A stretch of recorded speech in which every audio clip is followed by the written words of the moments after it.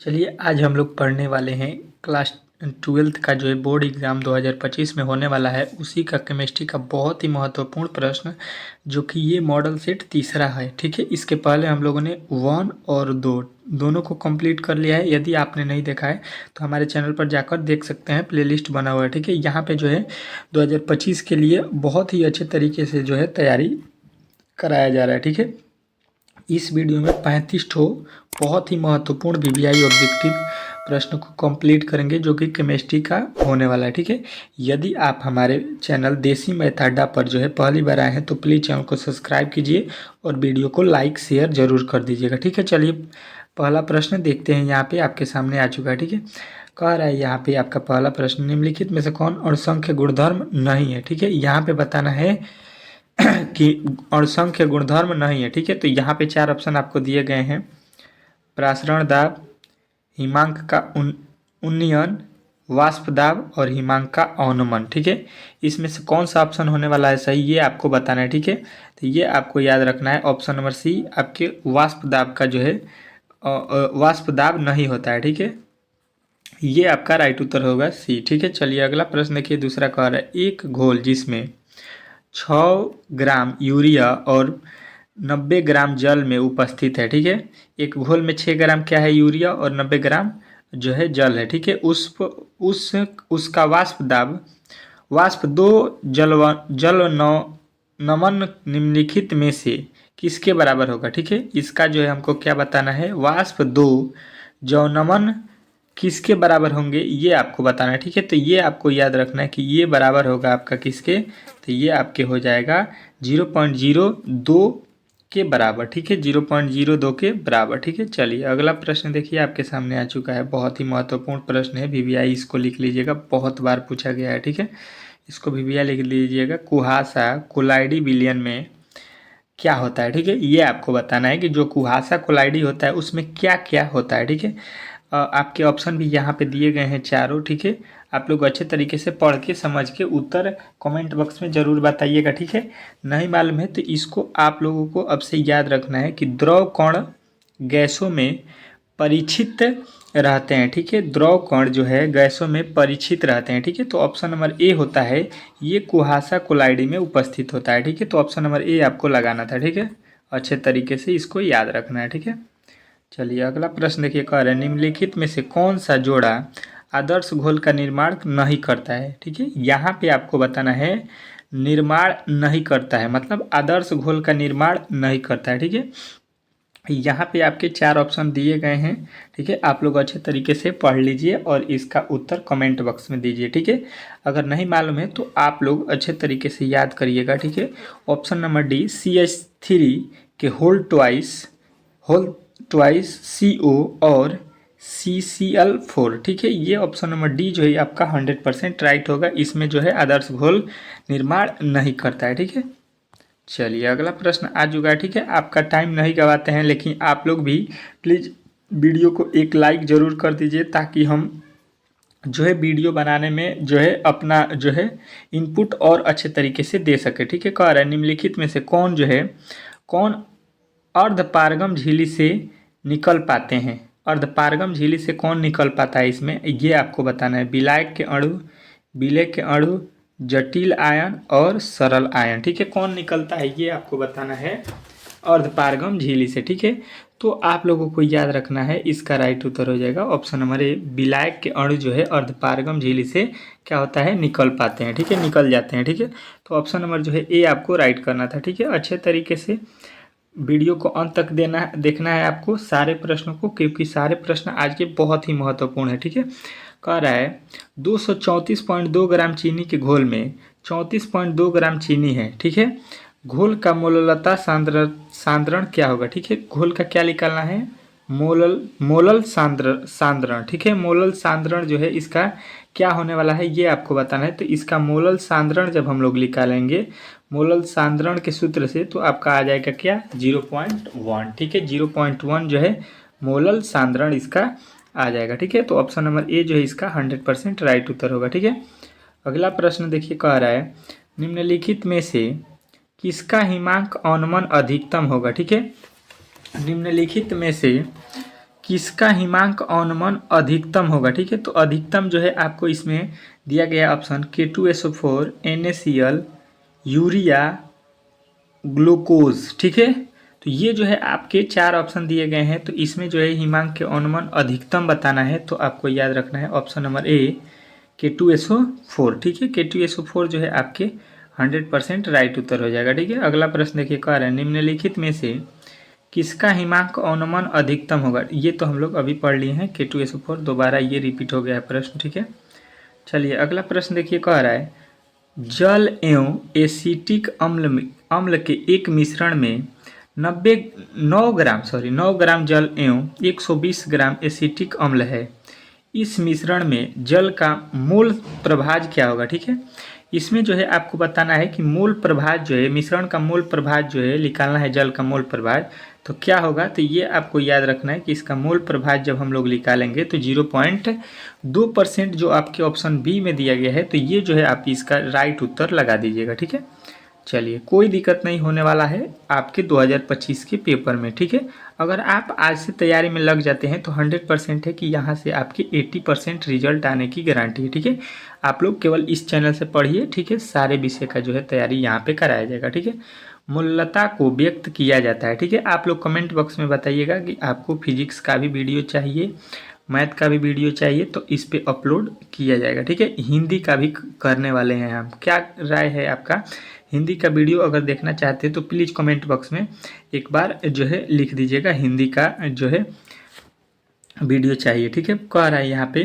कि मूललता का जो है किस में हम लोग व्यक्त करते हैं, ग्राम लीटर या मोल लीटर। ठीक है, मोल किलोग्राम। ठीक है, और इनमें से कोई नहीं। ठीक है, तो ये मूललता को आपको याद रखना है कि ऑप्शन नंबर सी मोल जो है, मोल किलोग्राम जो होता है, मोल प्रति किलोग्राम, ये जो है इसका राइट उत्तर हो जाएगा ऑप्शन नंबर सी। ठीक है, चलिए अगला प्रश्न देखिए, कह रहा है प्रथम कोटि अभिक्रिया के वेग स्थिरांक इकाई है। ठीक है, प्रथम कोटि अभिक्रिया के वेग स्थिरांक इकाई जो है आपको बताना है। ठीक है, तो प्रथम कोटि अभिक्रिया के वेग जो है आपको याद रखना है कि s के पावर -1 होता है। ठीक है, प्रथम कोटि के अभिक्रिया के वेग स्थिरांक क्या होता है, तो s के पावर -1, जो कि ऑप्शन नंबर बी में दिया गया है। तो बी जो है इस प्रश्न का 100% राइट उत्तर होगा। ठीक है, अगला प्रश्न कह रहा है NaCl का 0.1 m जलीय विलयन का प्रसारण दाब ग्लूकोज के 0.1 मिलियन जलीय घोल के प्रसारण दाब के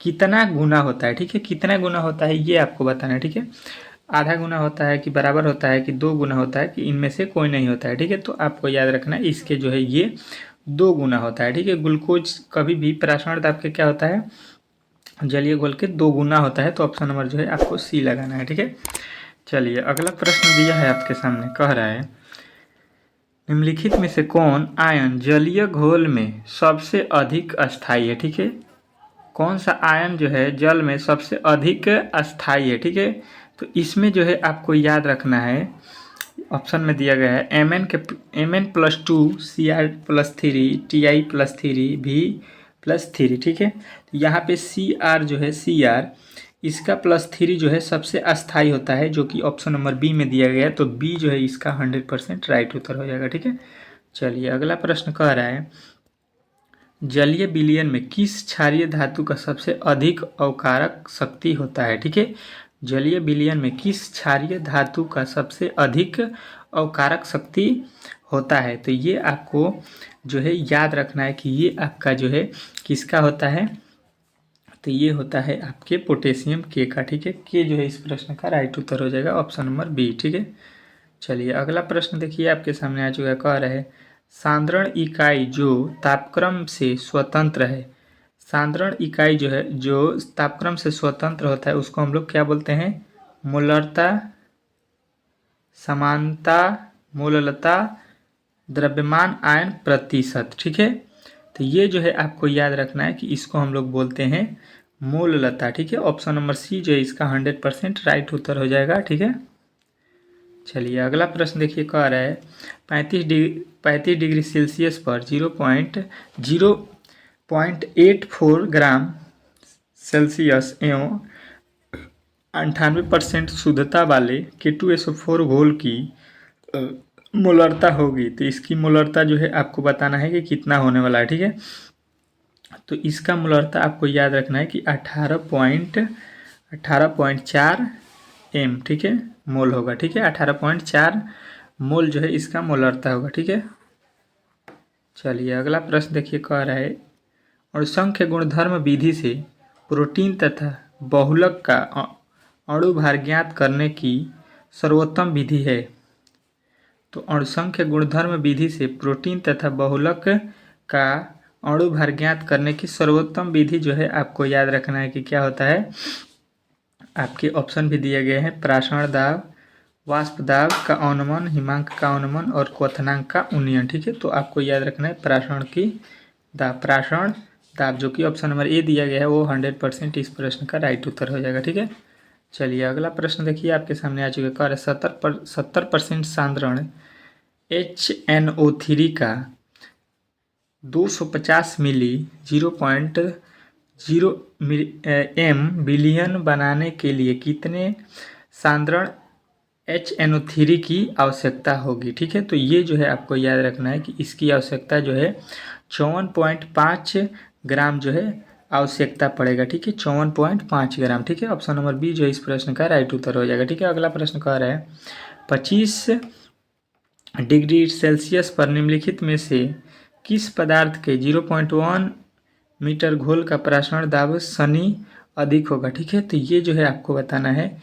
कि ये अधिक होगा आपका CaCl2 का। ठीक है, CaCl2 का जो है अधिक होगा प्रासरण दाब। ठीक है, अगला प्रश्न देखिए आपके सामने आ चुका है। क्या कह रहा है आपका अगला प्रश्न, जल के लिए Kf का मान यहाँ पे दिया गया है। यदि 5 ग्राम Na2SO4 को यहाँ पर 45 ग्राम H2O में घुलाने से उसका जो है हिमांक का अनुमान यहाँ पे दिया गया है में परिवर्तन हो जाता है। ठीक है, तो Na2SO4 के लिए 1d½ का मान क्या होगा। ठीक है, तो यहाँ पे 1d½ का मान क्या हो जाएगा, तो आपको बताना है कि 1d½ का मान जो है यहाँ पे 2.63 हो जाएगा, 2.63 हो जाएगा, यानी ऑप्शन नंबर बी जो है इस प्रश्न का राइट उत्तर हो जाएगा। ठीक है, चलिए अगला प्रश्न देखिए आपके सामने आ चुका, कह रहा है कि Ki के 1 मोल जलीय घोल में कौन सा परिवर्तन किया जाए कि उससे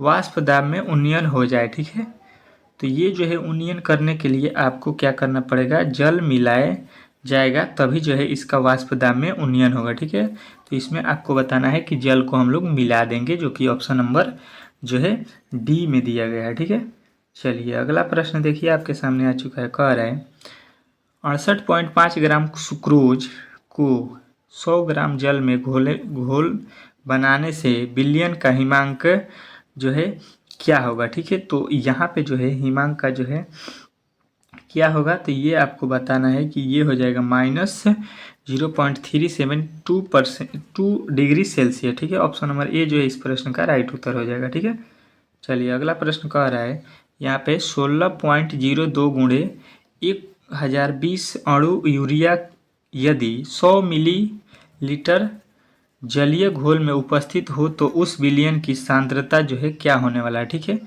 तो उसकी जो सांद्रता होगी ये आपको बताना है कि उसकी सांद्रता जो हो जाएगा 0.01 मोल। ठीक है, ऑप्शन नंबर जो है बी जो है इस प्रश्न का राइट उत्तर हो जाएगा। ठीक है, अगला प्रश्न कह रहा है विलयन जिसमें प्रासरण दाब समान ताप पर समान होते हैं क्या कहलाते हैं। वह विलयन आपको समझ लीजिए, वह विलयन जिसमें प्रासरण दाब समान ताप पर समान होता है उसको हम लोग क्या बोलते हैं। तो यहाँ पे देखिए सम आकृति तो बोलेंगे नहीं, समान आकृति को बोलेंगे समवायी, समवायी नहीं बोलेंगे, अति प्रासरणी भी नहीं बोलेंगे, यानी हम लोग क्या बोलेंगे सम प्रासरणी माने सभी जगह समान तापमान पर जो है प्रासरण होता है उसको समप्रासरणी बोलते हैं, जो कि ऑप्शन नंबर डी में दिया गया है। ठीक है, अगला नंबर देखिए कह रहा है कि BaCl2 NaCl और C6H12O6 यूरिया के सममोलर विलयन के प्रासरण दाब इस क्रम में होंगे, किस क्रम में होंगे, तो ये जो है आपको याद रखना है ऑप्शन नंबर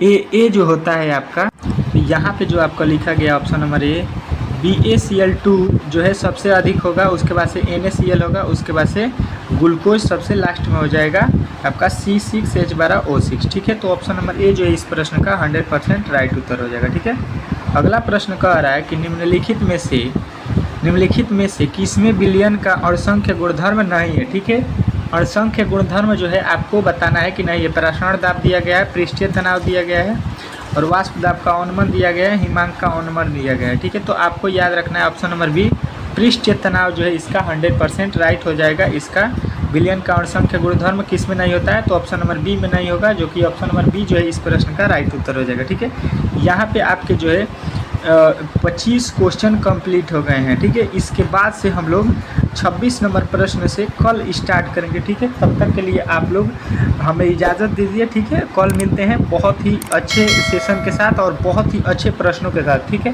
तब तक के लिए अगर आपने हमारे चैनल को सब्सक्राइब नहीं किया है तो प्लीज़ सब्सक्राइब कर लीजिए, और इसको जो है एक बार वीडियो को लाइक भी कर दीजिएगा और जो है शेयर भी कर दीजिएगा। ठीक है, मिलते हैं अगले वीडियो में, तब तक के लिए धन्यवाद।